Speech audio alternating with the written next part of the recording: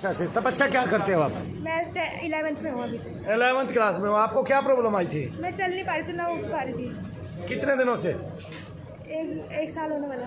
1 साल होने वाला। फिर आपने क्या किया? मैं आपके पास आई। आप अपनी दादी के साथ मेरे पास आए? हाँ जी। तो दादी ने क्या किया? ऑनलाइन क्रिया कराई थी इसकी?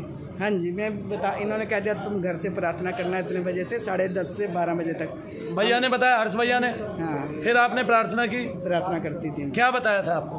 आपका नाम लेने के लिए बताया था कि हमारी आपके दरबार में क्रिया लगी हुई है, हमारी छोटी सी विनती हाँ, स्वीकार करना और इसको कि मनु भैया जो जब करें उसमें इसको शामिल करो हाँ। ताकि ये बच्ची तंदुरुस्त हो। तंदुरुस्त। और फिर तपस्या क्या हुआ? आज आप तो मेरे सामने खड़े हो पा रहे हो, तो बैठ पाते थे। अगर कोई चलेगा नहीं तो वो बैठा रहेगा, और पहले आप बैठे रहते थे, तो अब क्या चल पाते हो?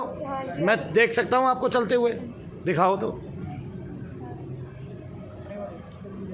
प्यारी बच्ची तपस्या एक चक्कर लगा के आएगी, राउंड लगा के आएगी।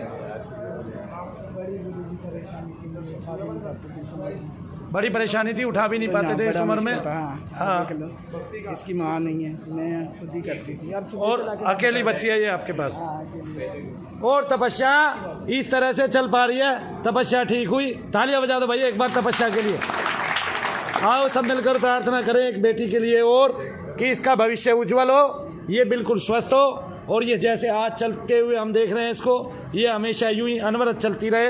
लोक कल्याण में ये कहीं ना कहीं इस देश की सहायिका हो, इस देश की वृद्धि के लिए ये जो है दुआएं करे, और ये देश भी ऊपर बढ़े और तपस्या भी अग्रसर हो, और अग्रसर पथ पर चलते हुए तपस्या अपने मुकाम को हासिल करे।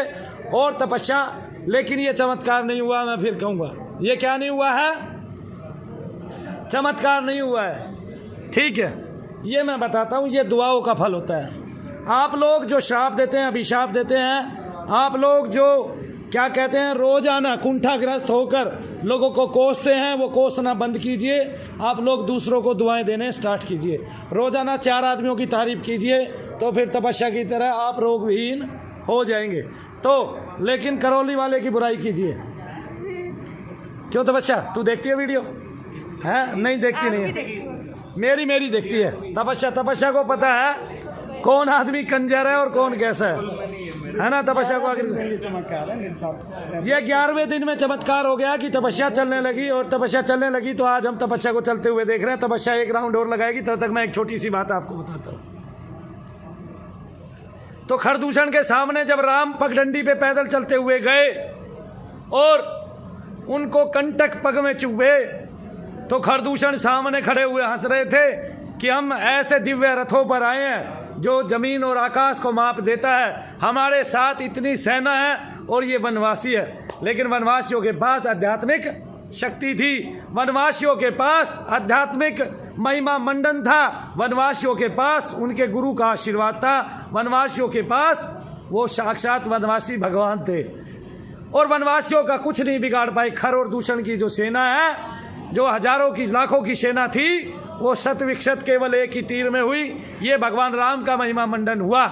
और कुटिल सोचता है, कुटिल तो कुटिलता पर उतरता है, कुटिल सोचता है कि इस संसार में बस तू ही रहे, तेरी ही महिमा चले। ऐसा लेकिन होता नहीं है। उनके चलाए हुए कभी चलते नहीं है, और खरीदे हुए को जो चलाता है कभी न कभी पोल खुल जाती है। लेकिन ये मनु भैया तो मनु भैया ठहरे, क्योंकि मनु भैया को तो शनिदेव महाराज का आशीर्वाद वरदान दोनों ही प्राप्त है। और मनुदेव जो है, मनु भैया जो हैं, वो कलयुग में भगवान का काम करने के लिए नियुक्त हुए हैं। स्वयं शनिदेव महाराज ने अपने आशीर्वचन से मुझे पकड़ के दर्शन दिए हैं। ये समझो कि उसने मुझे ठहराया है, मेरी कोई गति नहीं थी कि मैं ठहर सकूं एक कार्य पे, और वो भी इतने दिन। जिसका मन चंचल हो, जिसमें अथाह चंचलता भरी हो, उसको एक किनारे पर लाकर उससे बड़ी साधना और तपस्या कराकर और फिर उसको अपने सहारे ठहरा देना, और फिर उससे मनचाहा काम करा लेना, ये शनिदेव की महिमा थी। क्यों? क्योंकि जो पढ़ाई की थी वो पढ़ाई भूत प्रेत के लिए नहीं की थी। तो फिर भगवान अपने कार्य अपने आप कराता है। आज बेटी तपस्या चली है, इसका भाग्य किसी के हाथ में नहीं है। इसका भाग्य जो है वो पहले ही रचित हो गया है, लेकिन ये कर्म अच्छा करती रहेगी तो उस भाग्य में, उस भाग्य पथ पर हर रोज अग्रसर रहेगी, आगे बढ़ेगी, हर रोज पीछे हटने का नाम नहीं होगा।